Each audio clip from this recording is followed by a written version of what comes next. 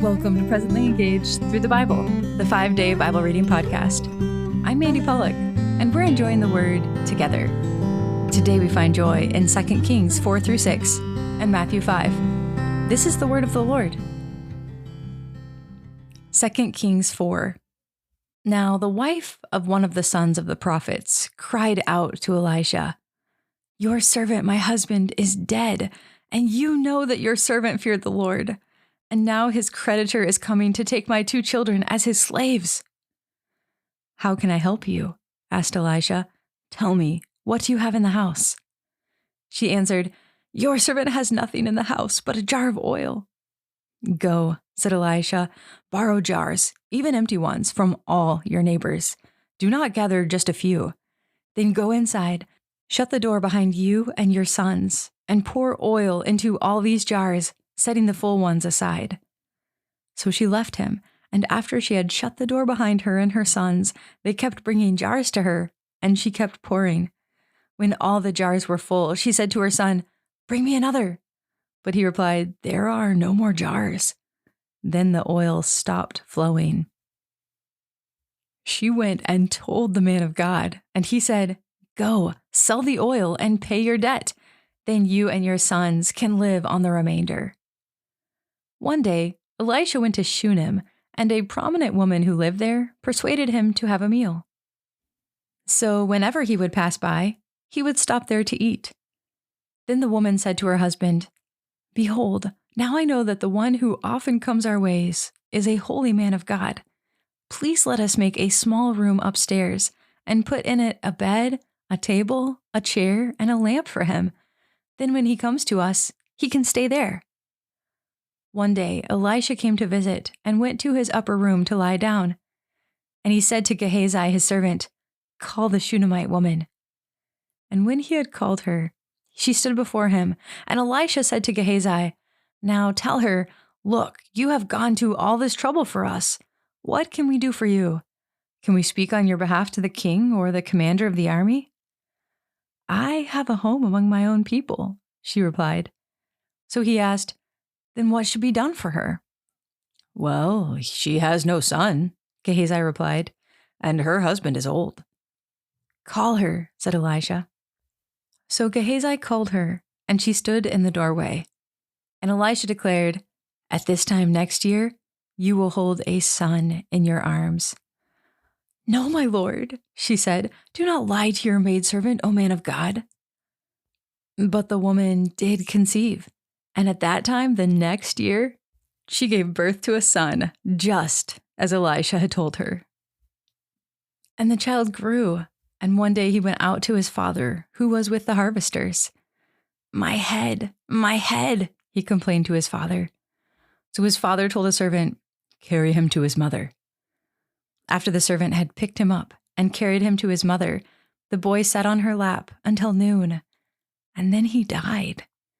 And she went up and laid him on the bed of the man of God. Then she shut the door and went out. And the woman called her husband and said, "Please send me one of the servants and one of the donkeys, that I may go quickly to the man of God and return." "Why would you go to him today?" he replied.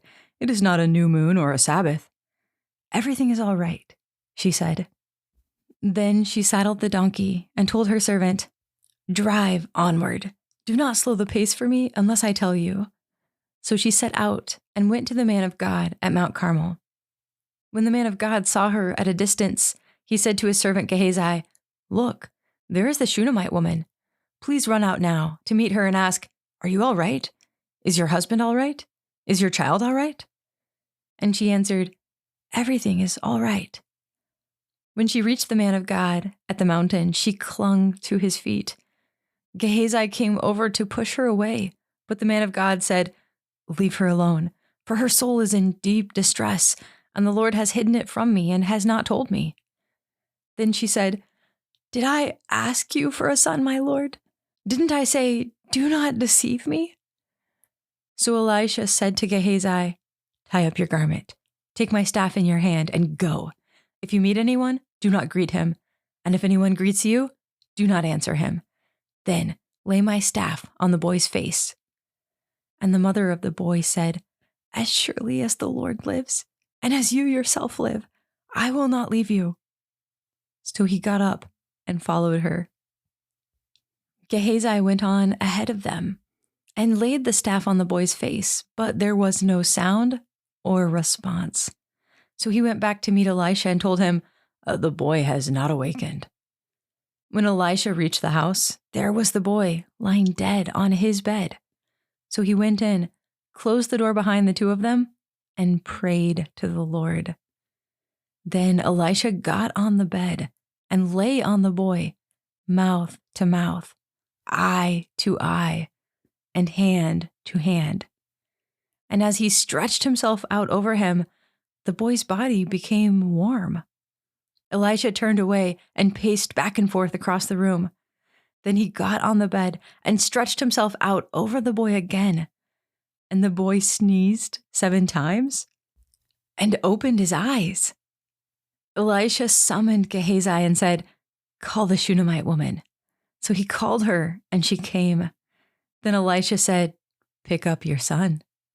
She came in, fell at his feet, and bowed to the ground. Then she picked up her son and went out.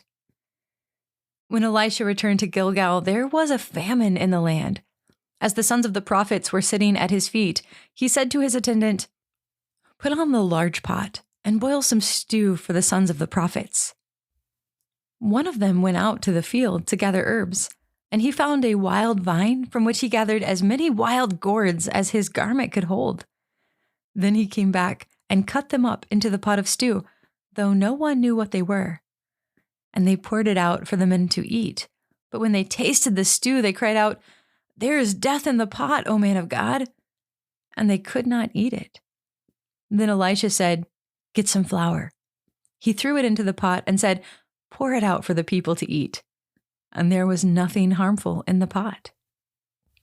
Now, a man from Baal Shalishah came to the man of God with a sack of 20 loaves of barley bread from the first ripe grain. "Give it to the people to eat," said Elisha. But his servant asked, "How am I to set 20 loaves before 100 men?" "Give it to the people to eat," said Elisha. "For this is what the Lord says, they will eat and have some left over." So he set it before them, and they ate and had some left over, according to the word of the Lord. 2 Kings 5.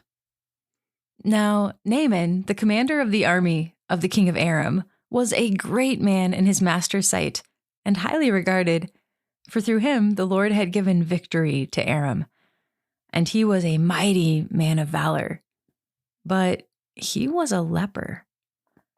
At this time, the Arameans had gone out in bands and had taken a young girl from the land of Israel, and she was serving Naaman's wife. She said to her mistress, "If only my master would go to the prophet who is in Samaria, he would cure him of his leprosy." And Naaman went and told his master what the girl from the land of Israel had said.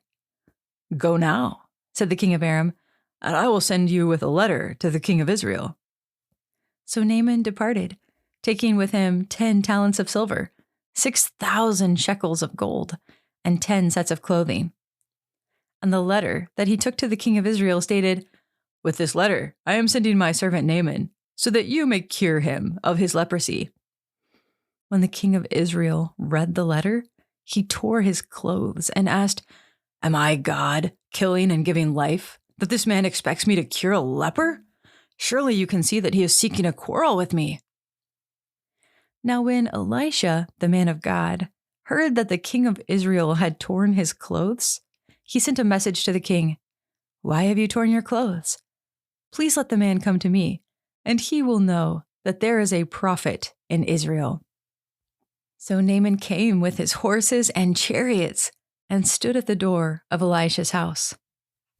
Then Elisha sent him a messenger who said, "Go and wash yourself 7 times in the Jordan, and your flesh will be restored, and you will be clean." But Naaman went away angry, saying, "I thought that he would surely come out, stand, and call on the name of the Lord his God, and wave his hand over the spot to cure my leprosy. Are not the Abana and Pharpar, the rivers of Damascus better than all the waters of Israel? Could I not have washed in them and been cleansed?" So he turned and went away in a rage. Naaman's servants, however, approached him and said, "My father, if the prophet had told you to do some great thing, would you not have done it? How much more then when he tells you, 'Wash and be cleansed'?" So Naaman went down and dipped himself in the Jordan 7 times, according to the word of the man of God. And his flesh was restored and became like that of a little child, and he was clean.